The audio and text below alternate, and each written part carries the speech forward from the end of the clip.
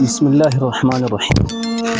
اللہم صلی علی سیدنا محمد وعلی آل سیدنا محمد واصحاب سیدنا محمد وبارک وسلم علیہ صلاۃ و سلام علیک یا سیدی یا رسول اللہ صلی اللہ تعالی علیہ وسلم۔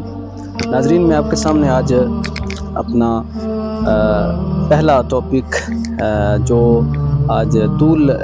پکڑے گا، یعنی تھوڑا لمبے عرصے تک میں آپ کے سامنے یہ بیان کروں گا، اور میرا ٹاپک جو ہے وہ نبی علیہ السلام، ہمارے پیارے آقا صلی اللہ علیہ وسلم کی پیاری سنت مسواک ہے کہ نبی علیہ السلام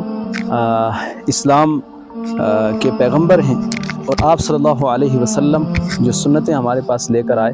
ہم انہیں الحمدللہ دل و جان سے مانتے ہیں۔ انہیں سنتوں میں سے ایک پیاری سنت جسے ہم مسواک کے نام سے جانتے ہیں۔ ویسے اگر انسان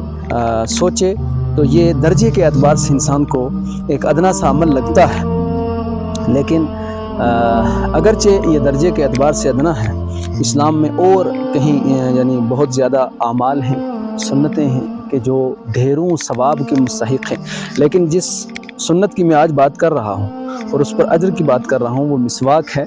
کہ رسول اللہ صلی اللہ علیہ وسلم نے ارشاد فرمایا کہ السواک مطہرۃ للفم ومرضات للرب۔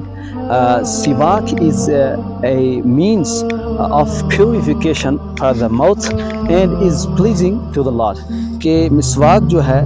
یہ منہ کی پاکی کا سبب ہے، اور ساتھ ہی ساتھ یہ صرف منہ کی پاکی کا سبب نہیں ہے کہ انسان نے مسواک کی تو منہ کی پاکی حاصل ہو گئی، بلکہ واہ اسلام زندہ باد، کہ اسلام کے ہر عمل پر، ایکٹ پر انسان کو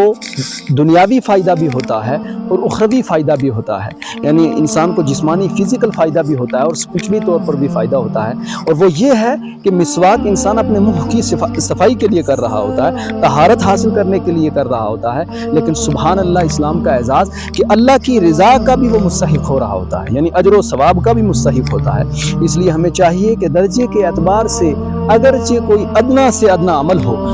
جو اسلام سے جو ہے ریلیٹ ہو، تو ہمیں اس کو